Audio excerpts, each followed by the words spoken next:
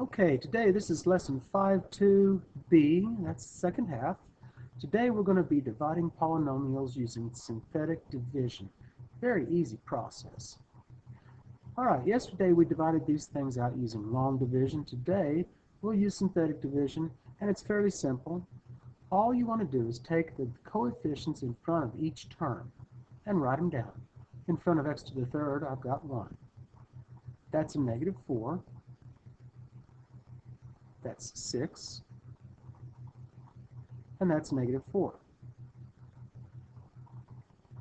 All right, what we're going to do now is, since that's an x minus 2, over here I'm going to write +2. Draw a line like this, and here's how you do it. Take your first thing and drop it down. Multiply the 2 times the 1, put your answer here, and now add those together. Multiply again, 2 times -2, place your answer, add those together. Multiply 2 times 2, place your answer there, and add those together. What this represents is the answer to your problem here. Since this is x to the third, this actually represents x to the second. So our answer is x to the second, and then go down 1 power for each term. Minus 2x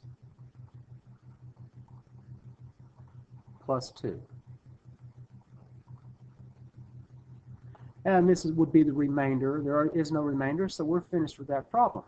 So x to the third minus 4x squared plus 6x minus 4 divided by x minus 2 is equal to x squared minus 2x plus 2. Let's look at another example. All right. Okay, we're going to be doing x to the second, so that's x to the second plus 8x plus 7. Remember, we're going to be putting the opposite of this, so that's a +1. I want to put a -1 out here, and we're ready to work. First term, once again, drops down. Multiply these together and place your answer, and add these. Multiply these together, place your answer, and add these. So the answer to this problem is, since that's x squared, this is x plus 7. And once again, there's no remainder. Now what if there is a remainder? What if something other than 0 shows up here? For example, let's suppose that I had a 2 here. All right? Then all you've got to do, since that's a +2, I would put a +2 over this thing right there, x plus 1. Let's look at one more example. Now notice the difference here. This is 2y minus 1. Of course, it doesn't have x, but also in front of the y, I've got a 2. Okay, we're going to set the problem up just like we did previously.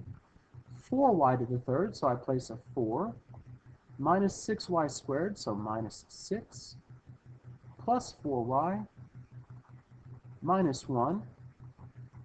Now, for over here in the box, since that's negative, this is going to be positive. I'm going to write a fraction now. This goes on top, this goes on bottom. And do the procedure again. The 4 drops down. 1/2 times 4, or half of 4, is 2.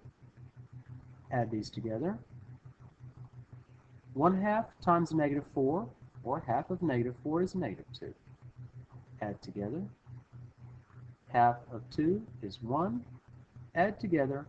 We have no remainder. This problem is complete. That's y to the third, so this is going to be 4y squared.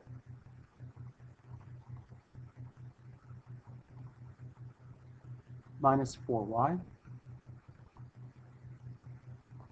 plus 2. And that's the end of today's lesson.